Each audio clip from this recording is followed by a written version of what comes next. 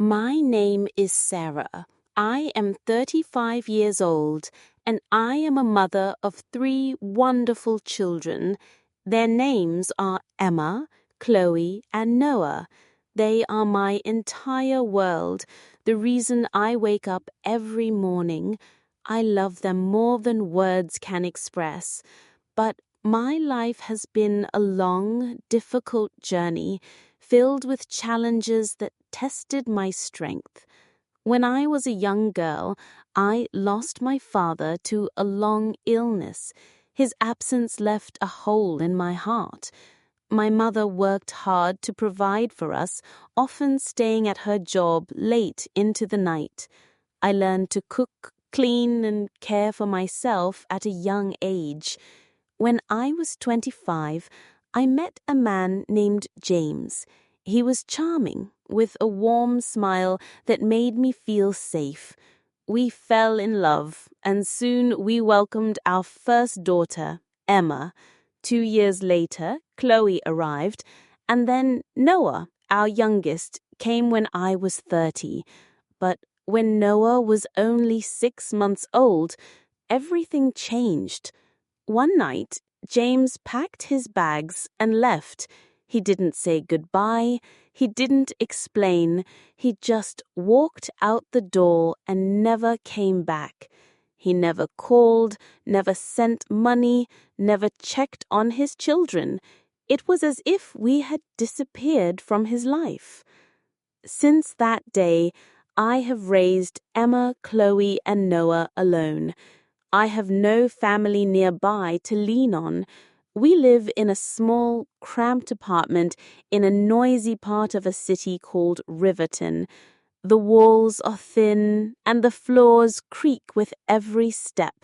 The neighbors argue loudly, and the street outside is never quiet. Every month I struggle to pay the rent. Every month I lie awake at night worrying about money. I never went to college because I couldn't afford it, and without a degree, good jobs are hard to find. But I am strong. I refuse to give up. I work as a bus driver for a company in Riverton. I don't own the bus, I rent it, and the cost takes a big part of my earnings. Every morning I wake up early, put on my uniform, and drive through the crowded streets. I pick up passengers, office workers, students, tourists, and take them where they need to go. Some passengers are kind. They smile, say thank you, or chat about the weather. Others are rude, yelling at me if the bus is late, or refusing to pay the fare. A few even sneak off without paying at all. But I keep driving. I have no choice. I need the money to buy food, clothes, and school supplies for my children. I need to keep a roof over our heads. I drive when I'm exhausted, when my head aches, or when my heart feels heavy with worry. I drive because my children depend on me. At night, when my shift ends, I come home to our small apartment. I cook dinner, help Emma with her homework, listen to Chloe's stories about her day, and play with Noah until he falls asleep. When they're all in bed, I sit by their sides and watch them sleep. Emma, who is 10, loves reading adventure books and dreams of becoming a writer. Chloe, who is 7, draws colorful pictures of animals and wants to be an artist. Noah, who is 3, giggles at everything and loves building towers with his blocks. They are so innocent, so beautiful. I hold their small hands, kiss their cheeks, and whisper, "I love you." I want to give them a better life, a life with opportunities I never had. I want them to go to college, to chase their dreams, to never know the fear of not having enough. but every day feels like a battle. One winter evening, I was driving my children home from a visit to a friend's house. The weather was terrible. Snow fell heavily, blanketing the roads in white. The wind howled, and the streets were slippery with ice. Emma sat in the front seat, reading a book. Chloe and Noah were in the back, wrapped in blankets to stay warm. "Mum, I'm cold," Noah said, his voice small and sleepy. "I know, my love," I replied. "We'll be home soon, and I'll make you hot chocolate." I turned up the heater, but the old bus stayed chilly. The roads were nearly empty, and the streetlights flickered in the storm. My hands gripped the steering wheel tightly. My heart raced. Driving in the snow made me nervous, but I focused on getting us home safely. Suddenly, bright headlights flashed in front of me. A loud screech filled the air. Before I could react, a huge crash shook the bus. Pain exploded through my body. My vision blurred, and everything went black. When I opened my eyes, I was lying in a hospital bed. The room was bright, with white walls and a white ceiling. Machines beeped around me, and the air smelled of antiseptic. My body ached, my head felt heavy, and my legs wouldn't move. I tried to sit up, but pain stopped me. Then I remembered the accident. My heart pounded. "Emma? Chloe? Noah?" I tried to shout, but my voice was weak, my throat dry. A nurse hurried to my side. She had a gentle face and warm eyes. "Please don't move," she said softly. "You were in a serious accident. You need to rest." "My children," I whispered, tears burning my eyes. "Where are my children?" She placed a hand on mine. "They're here in the hospital. They're safe." Relief washed over me, but I needed to see them. "I want to see them," I said. A few minutes later, the door burst open. Emma, Chloe, and Noah ran in, their faces lighting up. "Mummy!" they cried. They climbed onto the bed, hugging me tightly.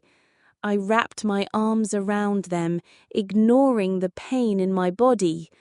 I kissed their heads, their cheeks, their hands. Tears streamed down my face. They were alive. They were here. The doctor entered the room, his face serious. "Sarah, you have a broken leg, a fractured arm, and some bruised ribs," he said. "You'll need surgery, and recovery will take months." Panic gripped me. "But I have to work," I said. "I need to pay rent. I need to take care of my children." The doctor's eyes softened. "I understand, but your health comes first. You need time to heal." Then a worse thought hit me. The bus I drove was rented, and now it was destroyed.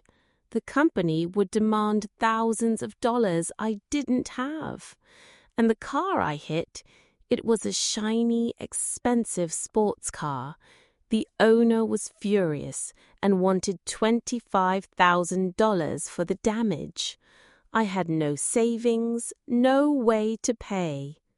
I buried my face in my hands and sobbed. Emma, Chloe, and Noah hugged me, their small arms trying to comfort me. "It's okay, Mummy," Emma said, but I could hear the fear in her voice. I felt like I had failed them. The next morning, a nurse came to my room with surprising news. "Sarah, Your story is all over the internet, she said. A stranger at the accident scene had taken a photo of me in the hospital holding my children. Someone shared it online along with my story. How I raised 3 kids alone.